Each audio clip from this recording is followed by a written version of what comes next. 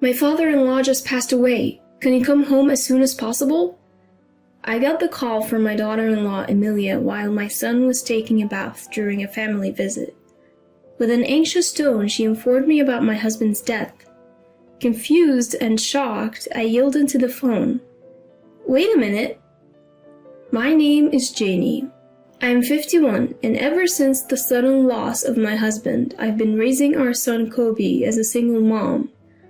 Kobe, who was in high school at the time, has now graduated college and has been working for 3 years.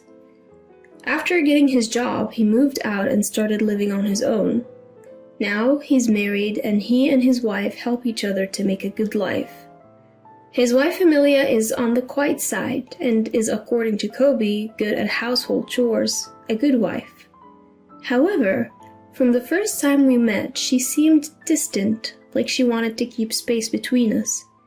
I mentioned it to Kobe, but he just laughed it off, saying it was all in my head, but I couldn't shake off the feeling. Emilia seems like she'd prefer to avoid our home. She only shows up for Thanksgiving and leaves without spending the night, which only confirms my suspicion. Kobe is my only son, and I had always hoped to get along with his wife. I've even asked Emilia directly if there was something bothering her. Being as gentle as possible, I asked if I had done anything to make her uncomfortable. She simply replied, "No, nothing at all." I eventually gave up on getting close to Emilia, thinking it's just the way younger people feel nowadays. They don't want to mingle with their in-laws, even if they live separately. What's more, I sensed a similar distance with Emilia's own parents when we met for the first time at the wedding. I mentioned to them that my husband had passed away years ago, and it seemed to create even more of a gap. Even though Kobe had told them from the beginning that I was a single mom, maybe seeing it firsthand created some negative impression of me. So, I've decided not to intrude on Kobe's marriage and quietly observed the wedding. Since then, the gap hasn't closed between me, Emilia, and her family. Even though my son and his wife live relatively close, our family dynamics have become distant. Today, Kobe brought over some wedding photos, but of course, Emilia was nowhere to be seen. I feel grateful when I see Kobe, noticing my disappointment, offered to stay over tonight even though he's alone. Makes me proud to see how kind-hearted he's become. Looking at the picture of Emilia, I find myself smiling, thinking how pretty she looks when she's laughing next to Kobe. It's tough to suppress the loneliness when my own daughter-in-law avoids me for reasons I can't understand, even though we're still getting along.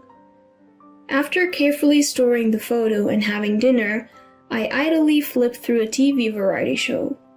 I'm waiting for Kobe to finish his shower when a familiar melody rings out. It's coming from Kobe's phone left on the table. It's the default ringtone. Curiously, I glance at the phone. It's a call from Emilia. I decide to let Kobe know about it later and turn back to the TV, but then the phone starts ringing again. Given the incessant calls, I think it might be urgent, but hesitate to answer it myself. I reluctantly grab the still ringing phone and head to the bathroom to tell Kobe. "Kobe, Emilia's calling. The phone's been ringing a few times now."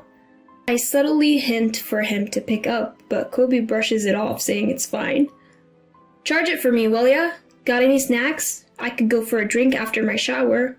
I'll be out soon. Grab something quick." "Well, you're really becoming like your dad, aren't you?" Holding the phone, I head back to the living room and try to plug it in. But I fumble and accidentally hit the answer button. In my rush to hang up, I hit the speaker instead, and Emilia's frantic voice bursts out. "Can you hear me? Dad has passed away. Come home as soon as possible." It looks like I've picked up a very serious call. What do I say to Emilia, who's just lost her dad?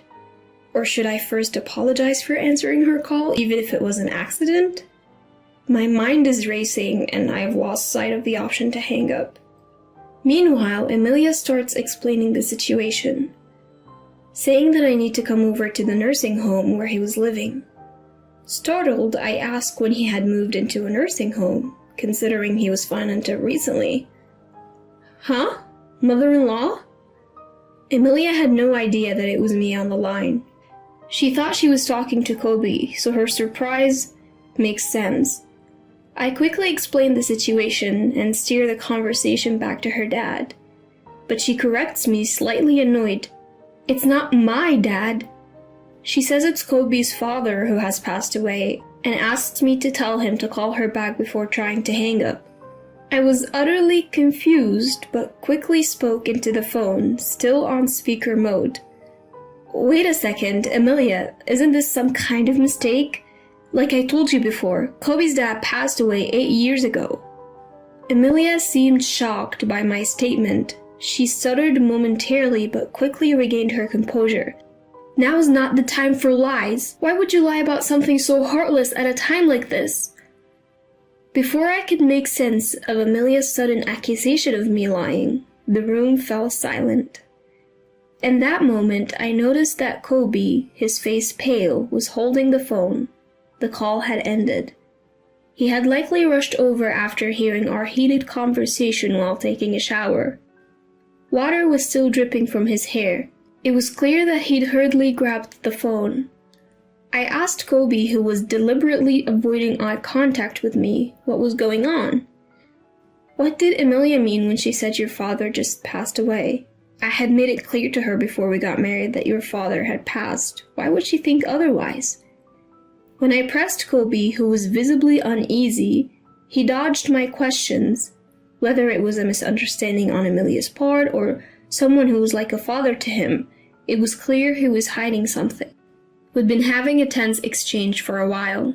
Amidst this, Kobe's cell phone buzzed.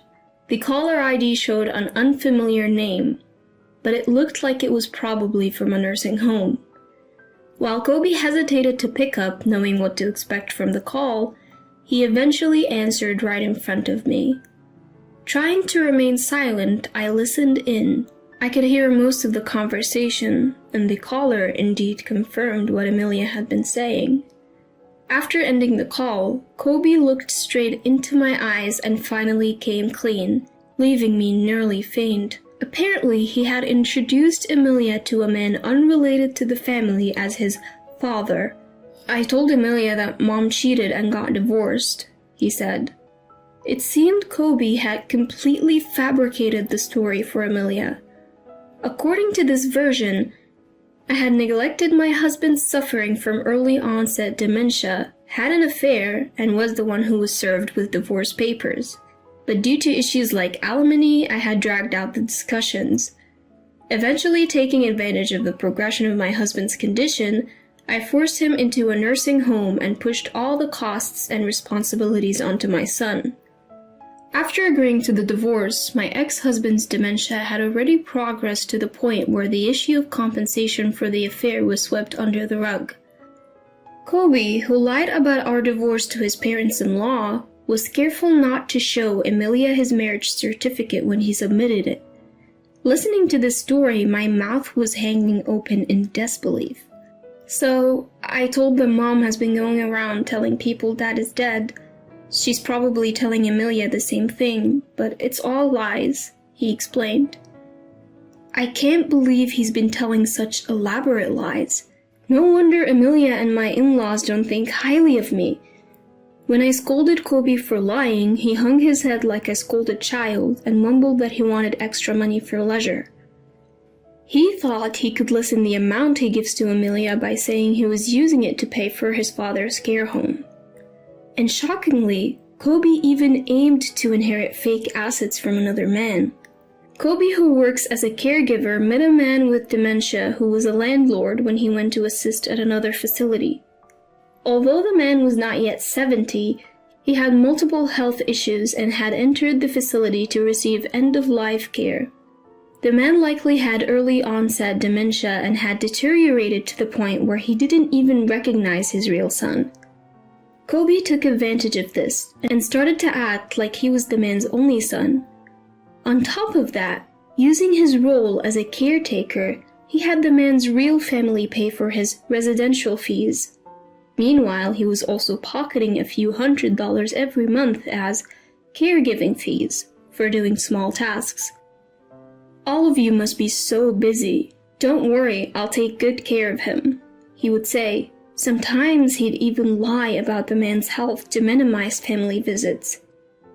Whenever he found the time, he would sit beside the man, even going so far as to have him write a will, leaving all his inheritance to Kobe. Kobe's manipulative ways gained him the trust of the facility, as he even told them that he had lost contact with his father since our divorce. The real family eventually stopped showing up, and even the facility staff started recognizing Kobe as a family member. Listening to this appalling truth coming from my son made me wonder if he really was my son. Now that the man had passed away, there wasn't much that could be done. I forced myself to tell a remorseful-looking Kobe to quickly inform the real family of the man's passing. Later, I took Kobe to apologize to the real family, and when they heard the truth, they were understandably furious. "We will sue you for fraud," they yelled. Kobe politely apologized and pleaded to avoid a lawsuit, saying they could nullify the will, but this only enraged the family even more. From the family's perspective, nullifying the will was a given. Nothing had been resolved, including the caregiving fees and the manipulation of the deceased. Kobe, who seemed to think a simple apology would suffice, was at a loss in the face of the family's blazing anger and clung to me, nearly in tears. "Going to court is impossible. Mom, you know it too, right? I don't have money to pay for damages. I've told you everything, help me. A mother always defends her child, doesn't she?" I can't say I'm completely unaffected by the desperate plea from the son I've raised for over 20 years, but I have no intention of helping him. He's done something truly awful. I believe he needs to face the full wrath of the family and offer a sincere apology from the bottom of his heart. I apologized deeply, just like Kobe had, and all I could do was show my sorrow to the family as a parent. From that point on, Kobe's life spiraled downward.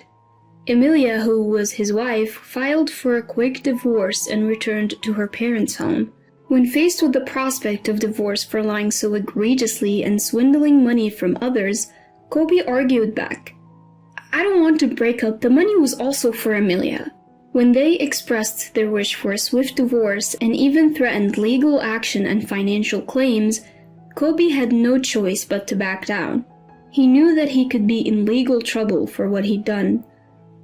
Although no claims had yet been made, he was being sued by the family of the deceased man. Perhaps he realized that he wouldn't be able to handle additional claims from Emilia.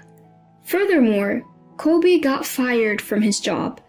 The company claimed he damaged their reputation and shattered their trust in caregivers. After the court's decision, Kobe was required to pay back the caregiving fees he had received, as well as compensation for the emotional suffering of the deceased man's family. The will left by the deceased man was invalidated, taking into account the progress of his dementia. Kobe, who had almost no savings and was already unemployed, was now burdened with massive payments, including legal fees. Choosing city life for better job prospects, he rented a small, old apartment. He's barely making ends meet through day labor, trying hard to continue payments. He had reached out to me for help multiple times. Each time, I told him I had already helped enough by co-signing his lease and urged him to reflect on his mistakes. Now, juggling multiple jobs and searching for better paying work, he doesn't even have the time to complain. As for me, I continued to live alone. However, Emilia and her parents graciously visited me to apologize. They said they were sorry for their ill-mannered behavior, which was based on a misunderstanding of me. But I knew it was all my son's fault. We left it at that, acknowledging the unresolved issues between us. Since there were no children and the divorce was finalized, I don't expect to meet Emilia again. However, we still exchange seasonal greetings through letters.